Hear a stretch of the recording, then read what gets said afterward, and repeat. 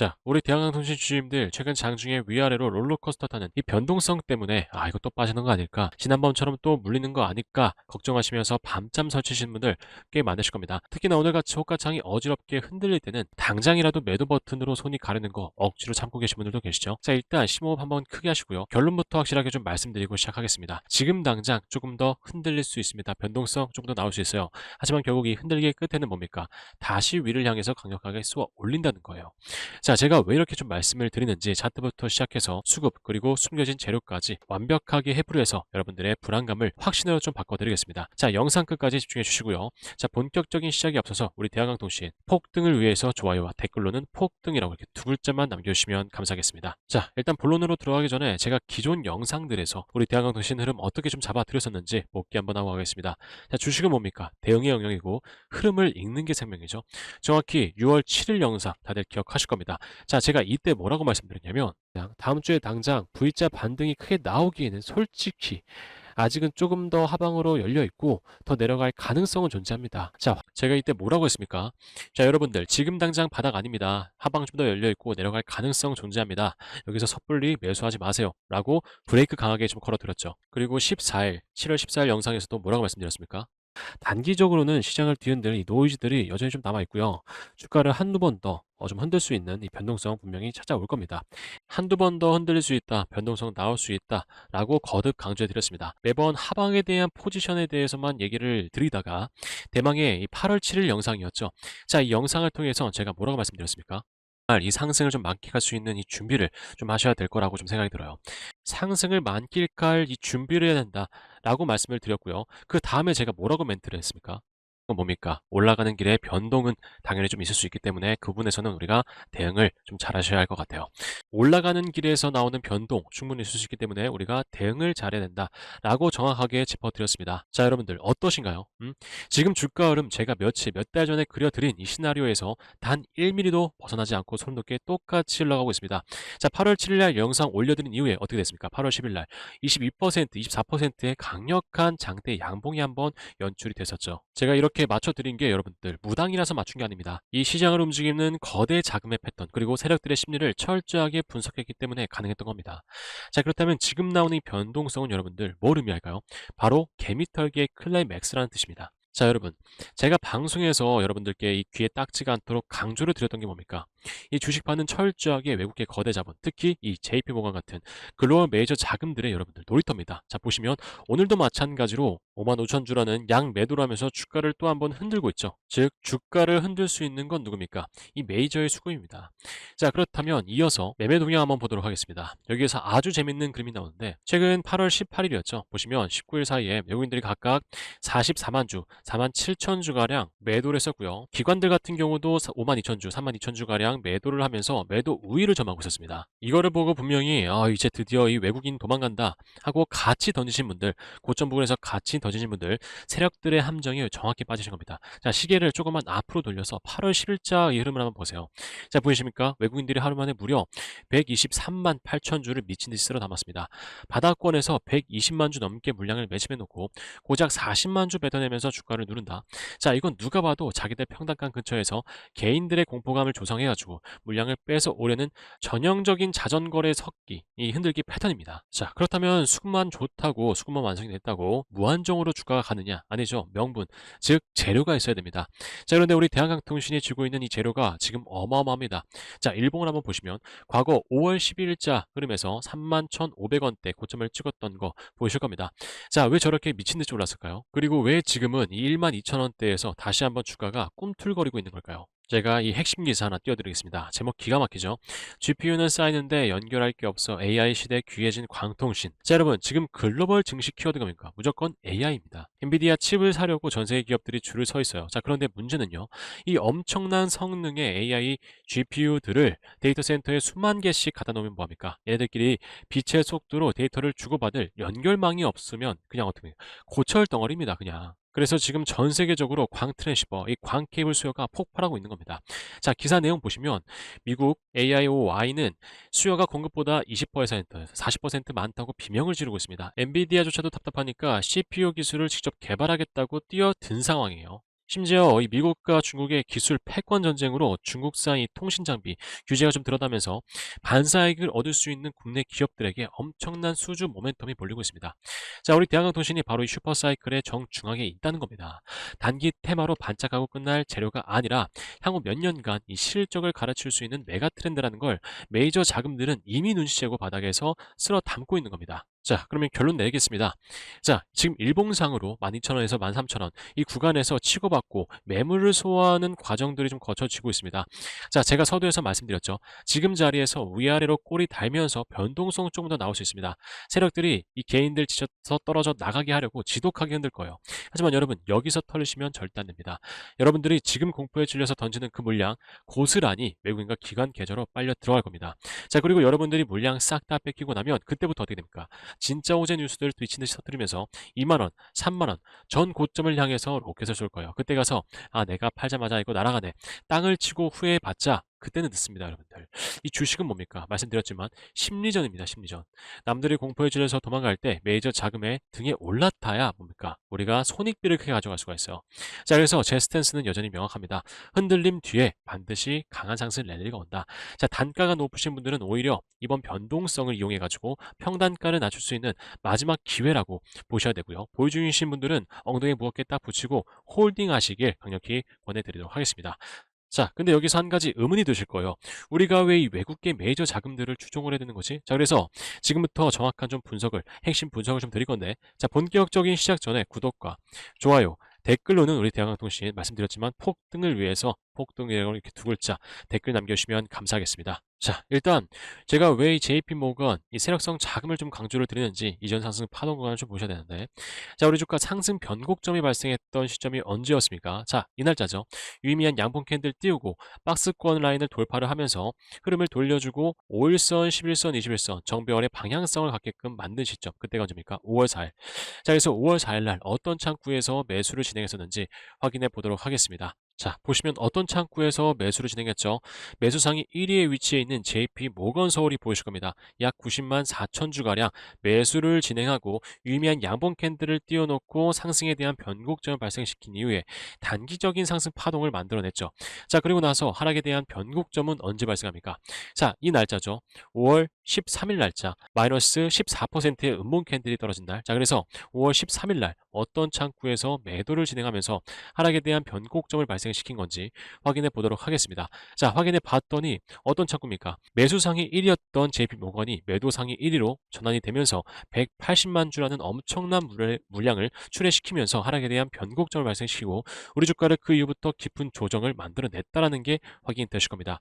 즉, 우리 주가를 상승시키고 하락시킨 세력들이 어디에 있을 확률이 높다? JP모건 창구에서 유입되고 빠져나갔을 확률이 매우 높다. 그래서 우린 이 JP모건 이 세력 자금을 추종을 하면서 이 히든라인을 통해 가지고 방금 짚어드렸었던 세력들이 매수했던 날짜 5월 4일 확인되실 거고요. 세력들이 매도했었던 날짜 5월 13일 확인되실 겁니다.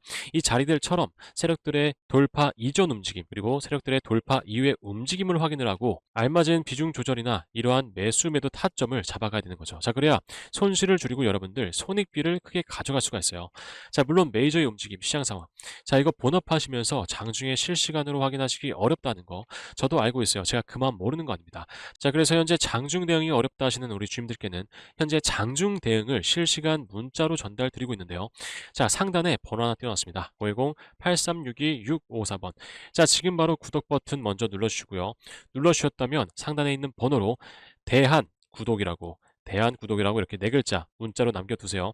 남겨두시면 따로 번호 저장해 놓고 오늘 이후부터 시황 상황, 세력들의 움직임, 차트 상황, 장중에 실시간으로 모니터링을 하면서 비중 조절은 상승이 났을 때, 하락이 났을 때 어떻게 되는지, 매수 매도 타점은 어디서 잡아야 하는지 구독자님들이 어려워하시는 부분들 실시간 문자로 전달 드릴 겁니다. 자, 무료니까 여러분들 본업 때문에 바빠서 타점을 못 잡았어요. 진맹님 앞으로 어떻게 됩니까? 이렇게 문자 주시지 마시고요. 지금 바로 문자 남겨두셔서 미리미리 타점들 챙겨가세요. 아시겠죠? 자, 그러면 이 히든라인과 외국인 세력 자금을 통해서 어떻게 타점을 잡고 어떤 효과를 봤었는지 확인해 보시고 공부해 가시면 좋을 것 같아요. 유튜브 채널이 분석으로 들어가면 좀 재밌는 걸 확인해 볼 수가 있는데요.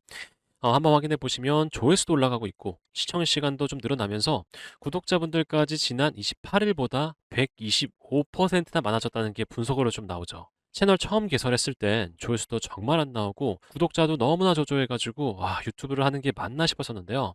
최근에 정말 많은 분들이 함께 해주시고 계셔서 의지를 다시 한번 불태우고 있습니다. 채널이 이렇게나 좀 성장할 수 있었던 건 무엇보다 많은 분들이 효과를 보고 있기 때문이라고 생각해요. 그래서 제가 어떻게 타점을 잡았었는지 4월 10일 날 영상을 좀 올려드렸었던 대안전선을 한번 보여드릴 건데, 자, 4월 10일 날 매수 포인트부터 5월 13일 이 매도 포인트까지 제가 어떤 이유로 타점을 잡았었는지 아주 유익한 내용이니까요. 끝까지 보시면 좋을 것 같아요. 이 히든라인 차트에서 과거 이평선이 수렴된 이후에 60선 골든크로스 돌파가 나오고 1차 방어선인 20선 라인을 타고 지지하고 쭉 연속적인 상승 나오죠.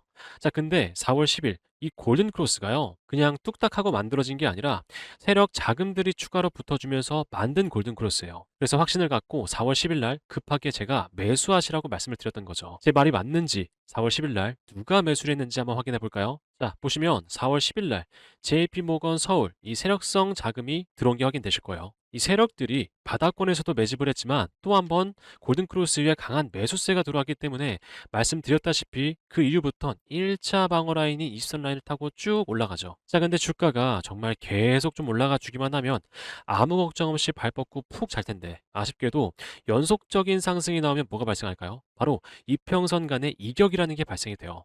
그래서 세력들은 이 기회라는 걸 놓치지 않고 1차 방어 라인인 20선 라인을 위협하는 음봉 캔들을 만들어내고 다시 주가를 회귀시킬 준비를 하죠. 그래서 저는 분명히 음봉, 데드크로스, 세력들이 만들었을 거라고 생각하거든요.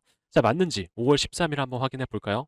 보시면 5월 13일 JP모건 서울 자금이 이탈이 되면서 데드크로스 발생시킬 음봉 캔들 딱 떨어뜨리고 14일엔 더 많은 물량을 뱉어버려요. 그죠? 자, 그래서 우린 이때를 놓치지 않고 매도를 해야 되는 거죠. 자, 근데 여기서 중요한 포인트 한 가지가 있어요. 그게 뭘까요? 진짜 조정이죠. 자, 그러면 진짜 조정이 나오는 그때가 언제일까요? 바로 장기 평선 간의 이격이 상승으로 인해서 과하게 벌어졌을 때, 과하게 벌어진 상태라면 데드크로스 이후에 깊은 조정이 나올 가능성이 높아요. 그래서 깊은 조정이 나오고 나서 그 이후에 바닥에서 세력들이 재매집을 하기 시작한다면 이평선이 이런 식으로 수렴된 뒤에 다시 한번 골든크로스가 나올 가능성이 높죠. 그래서 이때를 맞춰가지고 세력성 자금이 추가로 또 들어온다면 우리는 재매수 기회를 잡을 수가 있는 거예요. 물론 차점이 100%라고 말씀드리긴 힘들어요. 주식시장에서 알다시피 100%라는 게 없으니까. 하지만 이 19만이라는 구독자분들이 높은 확률이라는 걸 대변해 주시고 계시고요. 저 역시도 NSC 투자대회에서 시상할 만큼 효과를 좀 톡톡히 보고 있습니다. 자, 이해하셨나요?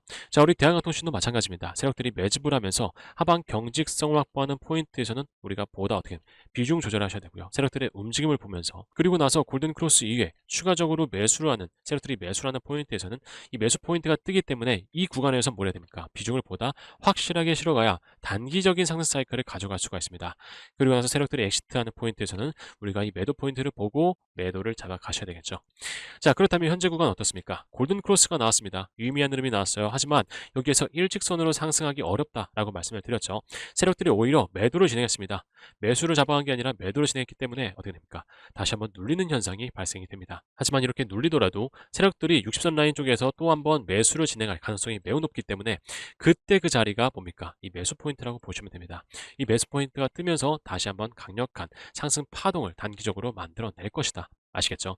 그래서 우리가 이 매수 포인트 뜸과 동시에 뭐라 됩니까? 매수를 잡아 가셔야 되겠죠. 그래야 평단가를 낮춰갈 수가 있습니다. 자, 그렇다면 우리 대한항통신 중장기적인 관점에서의 흐름도 살펴봐 드리고 오늘 영상은 마무리하도록 하겠습니다.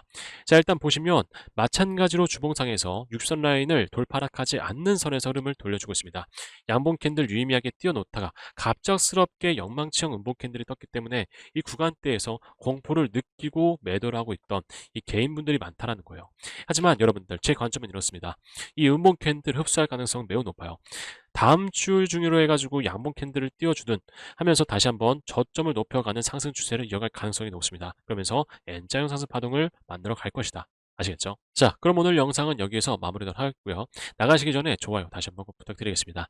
제가 다음번에 올 땐 더 좋은 정보 가지고 찾아오도록 할 텐데요. 자, 지금까지 제 영상 끝까지 시청해주신 강성 주임들 남아 계실 것 같아요.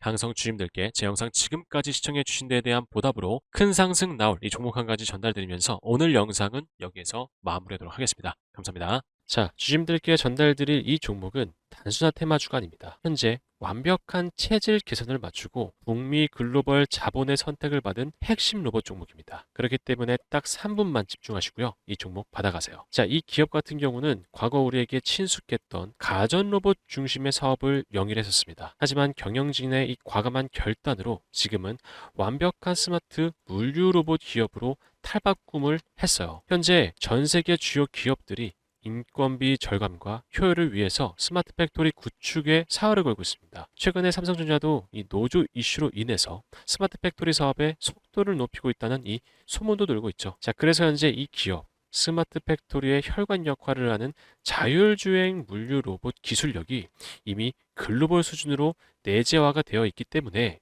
삼성전자를 비롯해서 수많은 주요 기업들과 연결이 되는 건 저는 시간 문제라고 보여집니다. 자, 그리고 또한 이미 적자 사업을 정리를 했고요. 이익률이 높은 B2B 사업 구조로 완벽히 전환하면서 현재 실적 턴어라운드의 기반을 다져가고 있다. 그래서 현재 이 히든라인 차트 흐름도 매우 안정적입니다. 과거 고점 이후에 충분한 가격 조정을 거쳤고 현재 이 금액대에서 60선 돌파 이후에 견고한 하방 지지선을 형성하고 있습니다. 하락 리스크는 매우 제한적인 반면에 글로벌 수준 모멘텀이 반영될 경우 상승 룸은 크게 열려 있는 전형적인 저위험 고상승 구간이다. 이 기관과 외국인의 스마트 머니도 유입이 되고 있어요. 미래의 가치가 가격에 전부 반영되기 전에 우리는 이 선취매를 할 수 있는 절호의 기회라고 생각을 하셔야 됩니다. 그래서 이 기업 종목명과 최적인 매수 타점, 목표가까지 받으실 분들은 010-8362-654번 제 개인 번호로 로봇이라고 이렇게 문자만 한 통 남겨두시면 제가 순차적으로 확인되는 대로 전달 드리겠습니다. 자, 주님들, 기회는 준비된 분들에게만 찾아옵니다. 절대 놓치지 마세요.